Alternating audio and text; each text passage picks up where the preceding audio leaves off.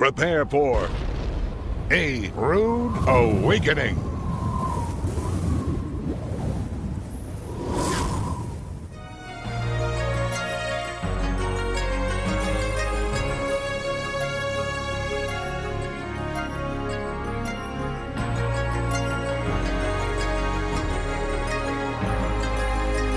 Particular area.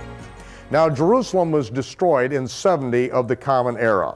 And when it was destroyed, the wall of Jerusalem was broken down, the temple was destroyed, and the wall all the way around was leveled. But many years later, Suleiman the Magnificent came back in and he rebuilt the wall. And in the 1840s, you would walk out what is now called the Damascus Gate, right straight out onto the dirt roadbed, which was many, many feet of debris and fill at that particular time. But now when you walk out the Damascus Gate, you have to go up about 25 to 30 feet to get to the current roadbed upon which all the vehicular and pedestrian traffic now travels along that wall, the north wall of the city of Jerusalem. That's where the buildings are built up there. But as you're walking out that gate, you look down to the right, and there is the only gate in the city of Jerusalem which has been excavated down to its original foundations and the foundations at the time of Herod's temple. This was the gate that Yeshua of Nazareth walked out on his way over to the execution site.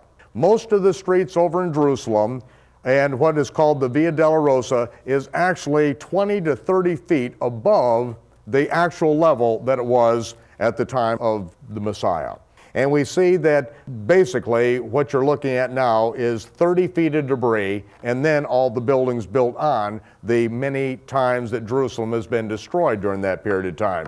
But this one gate, as you walk across that threshold, you are walking across the very stones that the Messiah himself walked across on the way out to the execution site.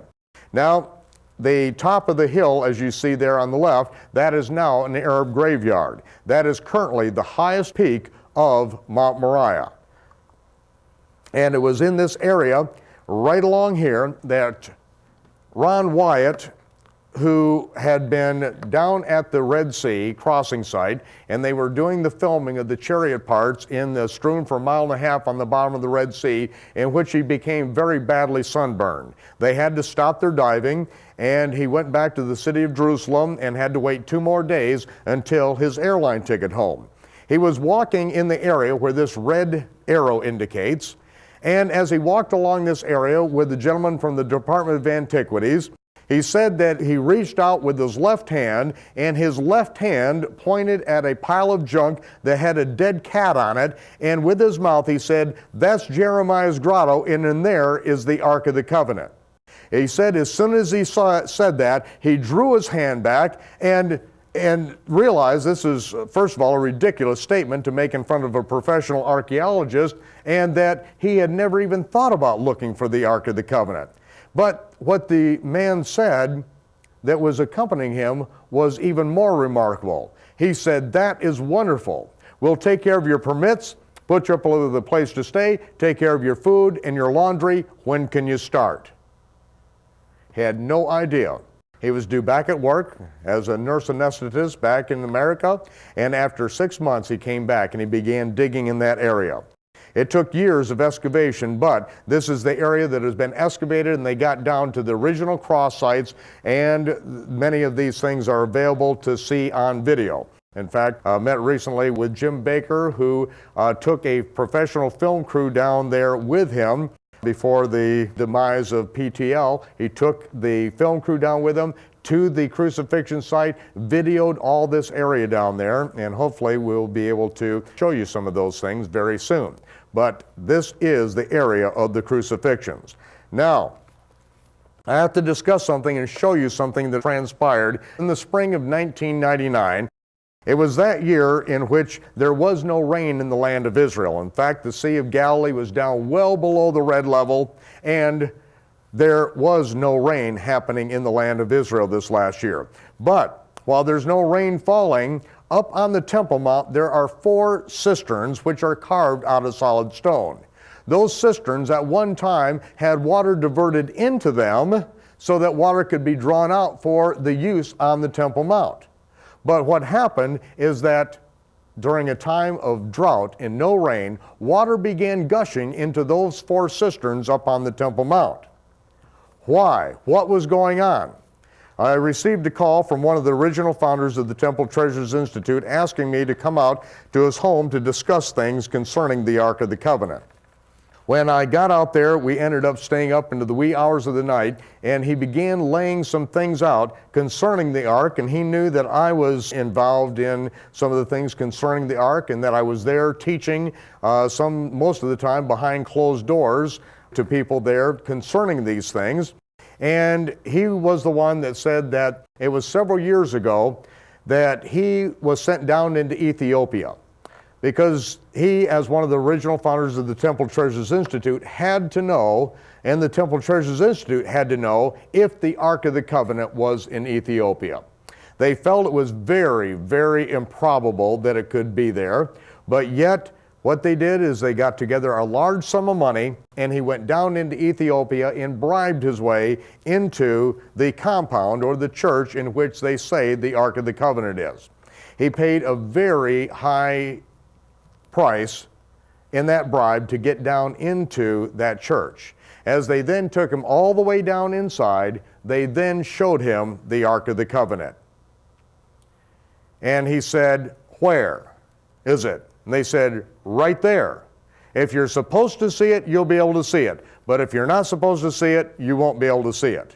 As he was looking at nothing. And he said, "No, this is not going to work. I want my money back." And they said, "No, what you see is what you see." And he stood there and realized it just cost a very high price to find out that there was nothing there.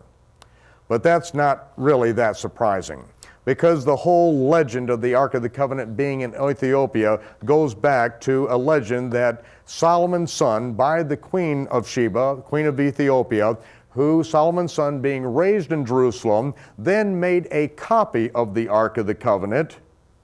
And you have to remember that Solomon's son never saw the Ark of the Covenant. Only the high priest saw the Ark of the Covenant once a year, and he didn't see it without taking a fire pan full of smoking incense, laying it before the Ark of the Covenant so that that cloud would cover the cloud of glory so he wasn't blinded and wasn't killed. And when he came out, there is no record of the high priest ever making a dashboard model of it. But yet Solomon's son made a replica of the Ark of the Covenant. He got it all the way into the Holy of Holies, and then took the real ark and got it all the way down into Ethiopia. Now the real miracle is he made such a good copy that the glory of the Lord remained over the fake ark for nearly 500 years. So he actually made a copy of the ark so good it fooled God. So if you buy that story, I've got a bridge for sale in Brooklyn that I can make you a real nice deal on.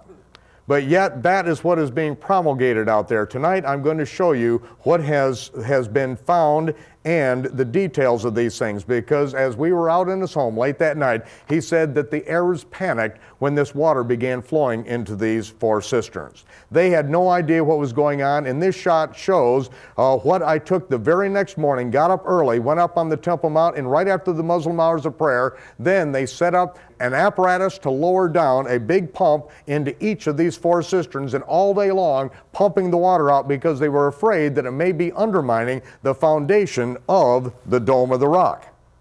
Now, what happened, as you see in the background, you see the pumps being set up, the tractor bringing the equipment up there early in the morning, and what Eduardo said is that not knowing what had happened, the Arabs knew that they had put a water line in on the Temple Mount several years ago, and they thought perhaps that water line had ruptured.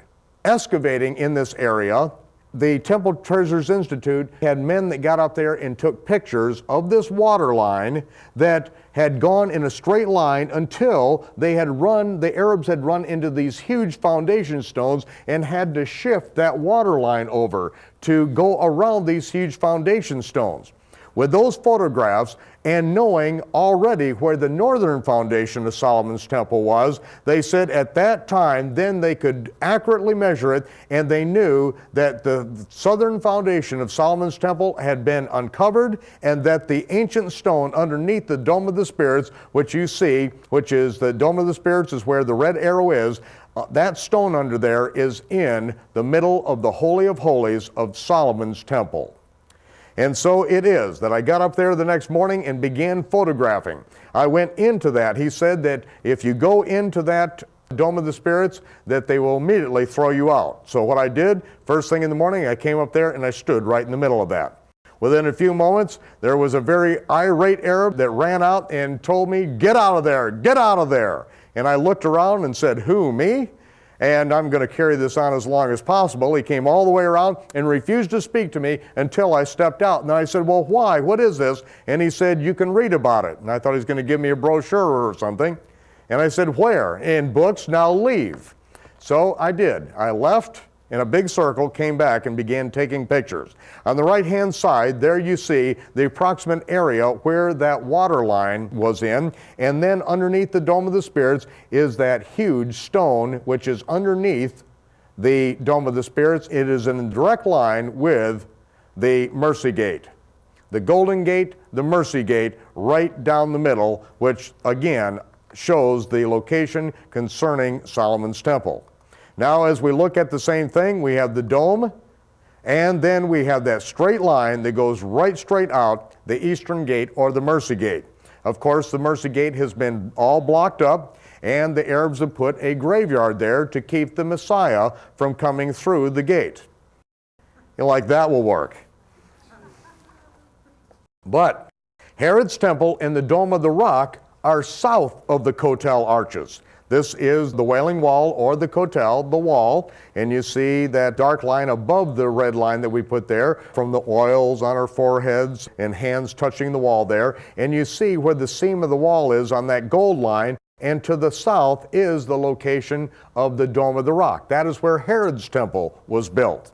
But this is showing the location of Solomon's temple, which is north of the Kotel arches and north of the Dome of the Rock. And you see that everything below that red line is now under about 30 to 40 feet of debris. The Temple of Solomon, why this is so important is because this is the location where the Ark of the Covenant resided.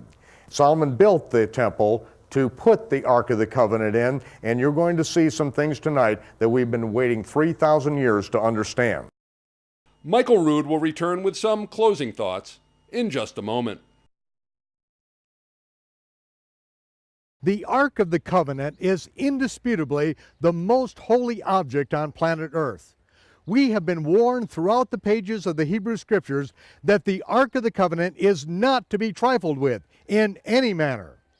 Jeremiah states that the Ark of the Covenant will no longer come to mind at the time when the Messiah is reigning in Jerusalem.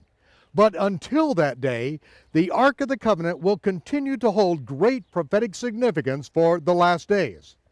What you learn in upcoming episodes of this program will become your responsibility to handle with respect.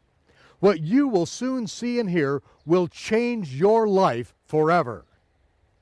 We invite you to join us again next time for Episode 9 in the 26-part series on the Prophecies in the Feast of the Lord, the great secret of Solomon's Temple, and the hiding of the Ark of the Covenant. This is Michael Rood from Jerusalem, bidding you shalom, peace, and I'll see you when the smoke clears.